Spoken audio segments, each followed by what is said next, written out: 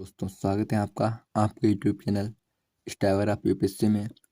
तो आज हम बताने वाले हैं आपको केमिस्ट्री के मोस्ट इम्पॉर्टेंट क्वेश्चन जो कि पॉलिटेक्निक फर्स्ट सेमेस्टर के लिए बहुत ही इम्पॉर्टेंट है, जो कि 2024 में आने वाले क्वेश्चन हैं। तो चलिए देर ना करते हुए चलते हैं अपने टॉपिक की ओर। सबसे पहले हमारा क्वेश्चन है, बफर विलयन पर संक्षिप्त टिप्पणी लिखिए। बफर विलयन पर संक्षिप्त टिप्पणी लिखिए। यह बहुत ही महत्वपूर्ण क्वेश्चन है क्योंकि कई बार परीक्षा में पूछा जा चुका है। बफर विलयन पर संक्षिप्त टिप्पणी लिखिए तथा इस प्रकार से आता है, बफर विलयन पर टिप्पणी लिखिए। यह आता है, बफर विलयन पर संक्षिप्त टिप्पणी लिखिए तथा इसके गुणों का वर्णन कीजिए।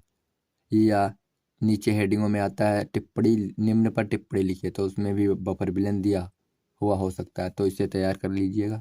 वेरी इंपॉर्टेंट क्वेश्चन है। अगला क्वेश्चन है question number 2, C10 number. C10 number पर टिप्पणी लिखिए। या C10 नंबर किसे कहते हैं, या C10 नंबर पर संक्षिप्त टिप्पणी लिखिए। इस प्रकार से क्वेश्चन पूछे जाते हैं। यह क्वेश्चन बहुत ही इम्पोर्टेंट है। मैं सारे को जो भी क्वेश्चन इम्पोर्टेंट है उन्हीं क्वेश्चनों को मैंने लिया है इस वीडियो में, तो इन क्वेश्चनों को छोड़ के नहीं जाना है। अगला है ऑक्टेन नंबर। ऑक्टेन, तीसरा क्वेश्चन है ऑक्टेन नंबर। क्वेश्चन नंबर 4, संघनन बहुलक तथा योगात्मक बहुलक।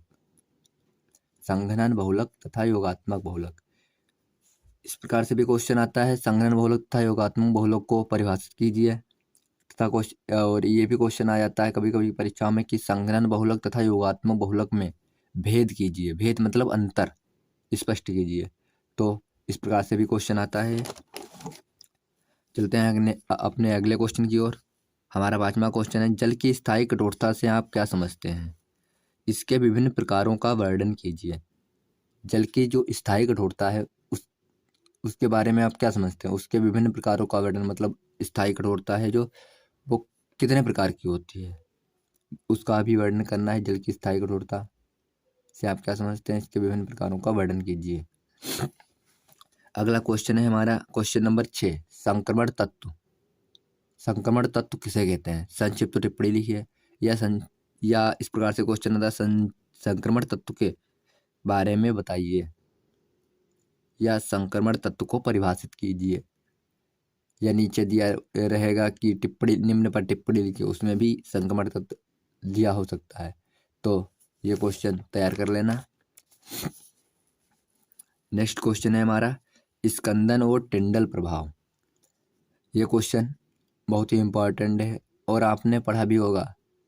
अगर आपने फर्स्ट ईयर कर लिया है तो आपने ये क्वेश्चन पढ़ा होगा। ये दोनों क्वेश्चन आपने पढ़े होंगे। ये भी क्वेश्चन आप फर्स्ट ईयर में शायद है क्वेश्चन, इसे भी आपने पढ़ा होगा।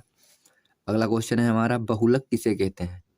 बहुलक किसे कहते हैं तथा इसके प्रकारों का वर्णन कीजिए। बहुलक किसे कहते हैं तथा इसके प्रकारों का वर्णन कीजिए। Very important question. Next question है हमारा, साबुनीकरण की परिभाषा दीजिए। साबुनीकरण की परिभाषा दीजिए। साबुन बनाने की गर्म तथा ठंडी विधि की व्याख्या कीजिए। ये क्वेश्चन आपने फर्स्ट ईयर में पढ़ा होगा। साबुनीकरण की परिभाषा दीजिए, इतना तो पढ़ा होगा, बाकी ये क्वेश्चन नहीं पढ़ा होगा आपने, सॉरी। साबुनीकरण की परिभाषा दीजिए। साबुन बनाने की गर्म तथा ठंडी विधि की व्याख्या कीजिए। इतना क्वेश्चन आपने फर्स्ट में पढ़ा होगा। साबुनीकरण की परिभाषा दीजिए या साबुनीकरण बनाने की विधि लिखिए तो वो रिएक्शन बनाते थे, तो इतना तो आपने पढ़ा होगा और ये क्वेश्चन भी आप तैयार कर लीजिएगा। लास्ट क्वेश्चन है हमारा और very important question number 10, sorry, question number 10 है हमारा, विद्युत रासायनिक संचारण पर टिप्पणी लिखिए। विद्युत रासायनिक संचारण पर टिप्पणी लिखिए। यह बहुत ही महत्वपूर्ण क्वेश्चन है। तो जैसा कि आप लोगों ने देखा कि आप लोगों को मैंने 10 महत्वपूर्ण क्वेश्चन बताए जो कि परीक्षा की दृष्टि से बहुत ही महत्वपूर्ण है, तो इनको आप तैयार कर लीजिएगा। इनको छोड़ के नहीं जाना है। और हमारे सेमेस्टर एग्जाम आ रहे हैं, पास आने वाले हैं, तो अपनी तैयारी बनाए रखिए।